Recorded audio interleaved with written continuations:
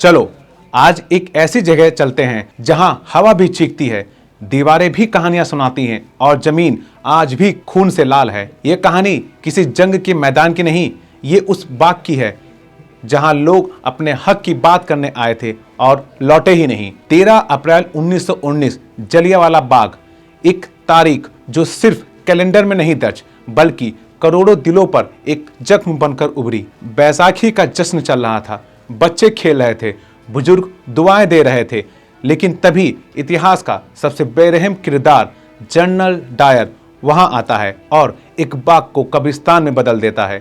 आइए रूबरू होते हैं उस सच्चाई से जो जितनी दर्दनाक है उतनी ही जरूरी भी। क्या यह बदला था या इंसाफ? आज खोलते हैं इतिहास की वो खामोश फाइल जहां दर्द है, रहस्य है और एक ऐसा अंजाम जिसने एक साम्राज्य की नींव हिला दी। नमस्कार, मैं मनीष चौरसिया और आप देखना शुरू कर चुके हैं 24 अड्डा न्यूज। 1919 का भारत, प्रथम विश्व युद्ध खत्म हो चुका था, लेकिन भारत में अशांति की आग भड़क रही थी। ब्रिटिश शासन ने भारतीयों पर कई तरह से जुल्म ढाए थे, टैक्स बढ़ रहे थे, आजादी की आवाज को दबाया जा रहा था और फिर आया वो काला कानून जिसका नाम था रॉलेट एक्ट, जिसे बिना वकील बिना दलील का कानून भी कहा जाता था। इसके तहत किसी भी भारतीय को बिना सबूत के जेल में डाला जा सकता था। यह कानून भारतीयों की आवाज को कुचलने की साजिश थी। लेकिन दोस्तों, भारतीयों का खून ठंडा नहीं हुआ। पूरे देश में विरोध प्रदर्शन शुरू हो गए और अमृतसर तो इस आंदोलन का गढ़ बन चुका था। यहाँ के लोग, हिंदू, मुस्लिम, सिख सभी एकजुट थे। वे अपने हक के लिए लड़ रहे थे और इसी माहौल में आया वो दिन जिसने इतिहास के पन्नों को खून से रंग दिया। 13 अप्रैल 1919 बैसाखी का दिन। जलियांवाला बाग, अमृतसर का एक छोटा सा बगीचा जो चारों तरफ से ऊंची दीवारों से घिरा था। इसमें घुसने का एक संकरा रास्ता था। उस दिन बैसाखी के अवसर पर करीब 15 से 20 हजार लोग यहाँ जमा हुए थे। कुछ लोग शांतिपूर्ण सभा में हिस्सा लेने आए थे तो कुछ लोग मेले का मजा लेने। बच्चे खेल रहे थे, परिवार इकट्ठा थे और कुछ लोग अपने नेताओं की बात सुनने को बेताब थे। लेकिन दोपहर के करीब 4:30 बजे इस शांत माहौल में एक भयानक तूफान आया। यह तूफान था ब्रिगेडियर जनरल रेजिनाल्ड डायर का, जो अपनी क्रूरता के लिए कुख्यात था। उसने 50 सशस्त्र सैनिकों के साथ उस बाग के एकमात्र प्रवेश द्वार पर पहुंचा और फिर शुरू हुआ नरसंहार, जिसे याद करके आज भी दिल दहल जाता है। डायर ने बिना किसी चेतावनी के गोली चलाने का आदेश दिया।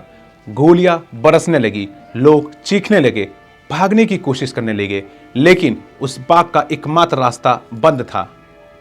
दीवारें इतनी ऊंची थी कि कोई चढ़ नहीं सकता था।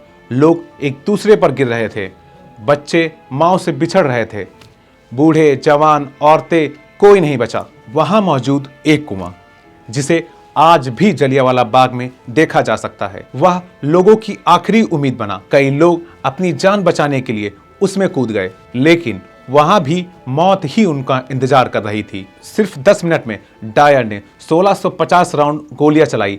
आधिकारिक आंकड़ों के मुताबिक 389 लोग मारे गए और 1200 से ज्यादा लोग घायल हो गए। लेकिन इतिहासकार मानते हैं कि मरने वालों की संख्या इससे भी कहीं ज्यादा थी। उस बाग की मिट्टी खून से लाल हो गई थी, लाशें बिखर गई थी और जो बचे थे उनके दिलों में एक ही सवाल था, हमारा गुनाह क्या था? जलियांवाला बाग का खून जब देश भर में खबर बनकर फैला तो भारत में गुस्से की आग भड़क उठी। यह नरसंहार सिर्फ अमृतसर की त्रासदी नहीं था, यह पूरे भारत का जख्म था। यह पूरे भारत का जख्म था।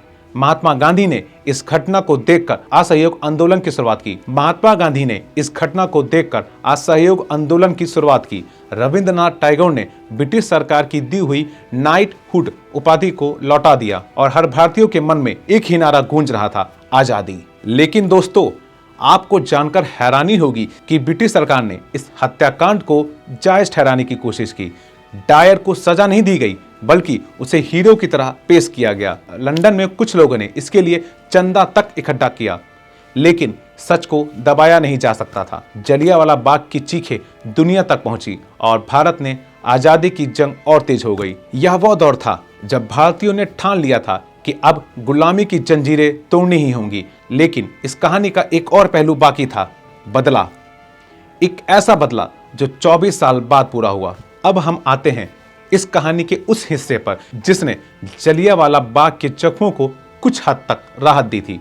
13 मार्च 1940 लंदन का कैक्सटन हॉल एक भारतीय नौजवान ने यहाँ इतिहास रच दिया। उसका नाम था ऊधम सिंह, जो 1919 के जलियांवाला बाग में मौजूद थे।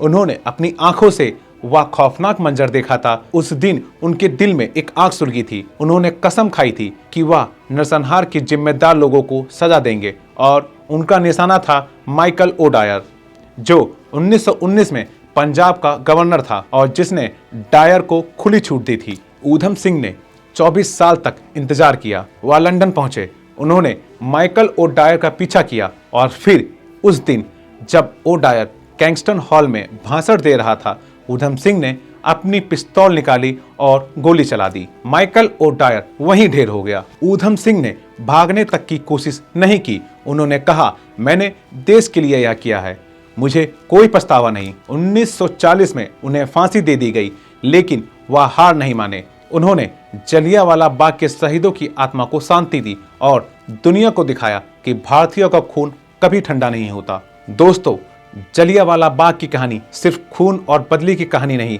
या एकता की कहानी है, या बलिदान की कहानी है, या आज़ादी की कीमत की कहानी है। उन निहत्थे लोगों ने अपनी जान देकर हमें सिखाया कि आज़ादी मुफ्त में नहीं मिली, और ऊधम सिंह ने हमें सिखाया कि अपने हक के लिए लड़ना कभी नहीं छोड़ना चाहिए। आज जलियांवाला बाग एक स्मारक है। वहाँ की मिट्टी, वो कुआं और वे दीवारें हमें उस बलिदान की याद दिलाती हैं। लेकिन सवाल यह है, क्या हम उस बलिदान का मोल समझते हैं? क्या हम उस भारत का निर्माण कर रहे हैं जिसका सपना उन शहीदों ने देखा था? यह थी जलियांवाला बाग हत्याकांड की कहानी, एक कहानी जो हमें गर्व देती है और साथ ही हमें हमारी जिम्मेदारियां भी याद दिलाती है। तो ये थी हमारी खास रिपोर्ट, और इस तरह की खबरों के लिए देखते रहें और सब्सक्राइब करें 24 अड्डा न्यूज़। धन्यवाद।